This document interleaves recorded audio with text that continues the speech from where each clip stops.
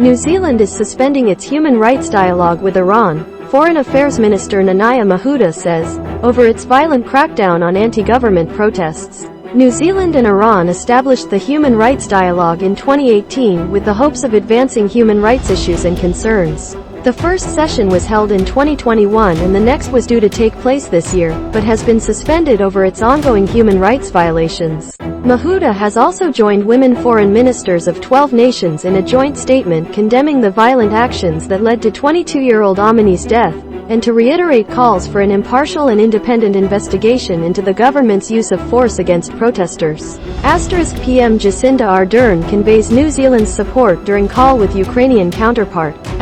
Government to pass law urgently to freeze Russian assets, close New Zealand airspace and waters to Russian aircraft and vessels.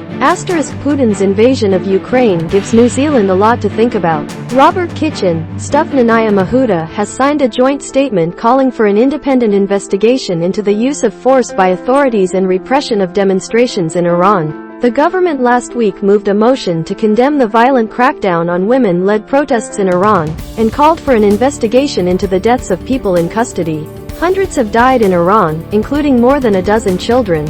Anti-government protesters, including children, have also been tortured. Ardern's also signed an open letter, published overnight, calling for Iran to be removed from a UN women's rights body. It joins Oprah Winfrey, feminist icon Gloria Steinem and other female political figures like Michelle Obama and Australia's Gillard. ROBERT KITCHIN, Prime Minister Jacinda Ardern has added her signature to a petition calling for Iran to be removed from a UN women's rights body. But the government is facing pressure from opposition parties to do more. After it faced accusations, its response to the Iran protests had been tempered as it negotiated for the release of an influencer couple, who had been held for 4 months but are now safe and well. The government already has United Nations-backed sanctions in place for Iran, but doesn't have the legislative ability to impose autonomous sanctions. This was why Parliament passed a law to allow for sanctions against Russia, after Moscow was able to veto moves to do so through the UN Security Council, on which it sits.